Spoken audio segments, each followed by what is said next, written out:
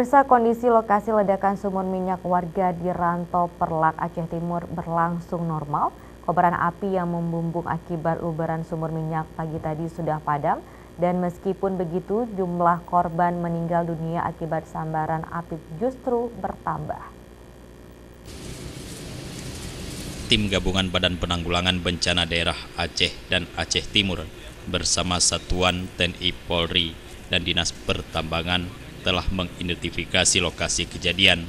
Namun tim harus bekerja untuk menangani akibat ledakan sumur minyak dan mengantisipasi terjadinya ledakan serupa di beberapa sumur milik warga lainnya. Kepala BPBD Aceh Teku Dede dalam pantauannya di lokasi kejadian menyatakan penanganan bencana ledakan sumur minyak butuh kajian dan ketelitian tim ahli pertambangan dan geologi. Karena selain sumur minyak di Rantau Perlak, diperkirakan ada sekitar 25 sumur warga lainnya yang beroperasi tanpa standar keselamatan. Api mati dengan sendirinya, bisa 2 sampai 3 hari. Nah, nyatanya ini hari kedua, apinya sudah mati. Ini Pak, untuk keamanan warga sekitar apa Pak imbauannya? Ini kan gasnya kayak masih... Ya ini hati-hati nih, karena kita melihat tadi struktur labilnya berubah-ubah.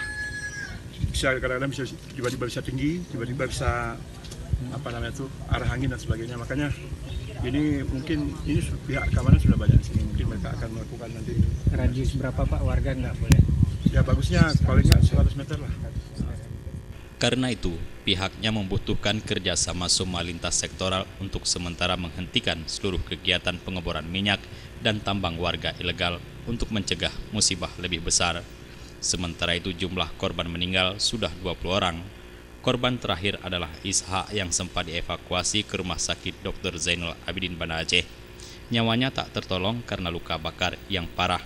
2 korban kiriman Rumah Sakit Zubir Mahmud ID saat ini berada di ruang healthcare unit surgikal Rumah Sakit Umum Zainal Abidin Banda Aceh. Kedua korban yang menjalani perawatan intensif adalah Murniati dan Sa'diah yang tiba di Rumah Sakit Umum Zainal Abidin sekitar pukul 4 dini hari. Sementara 3 korban luka bakar lainnya dirawat terpisah di ruang ICU. Dr. Teku Yasir, Kepala Instalasi Unit ICU dan HCU Rumah Sakit Umum Zainal Abidin Banda Aceh menyatakan sejauh ini tak ada kendala dalam menerima pasien rujukan dari daerah karena tim ahli atau dokter spesialis di rumah sakit tersebut mencukupi. Jadi belah plastik yang melakukan, tapi kita di rumah sakit ini berkolaborasi, kerjanya teamwork, jadi sangat-sangat cair lah kerja sama tim kita, nggak ada yang terbaik untuk pasien. Tim Liputan Aceh TV.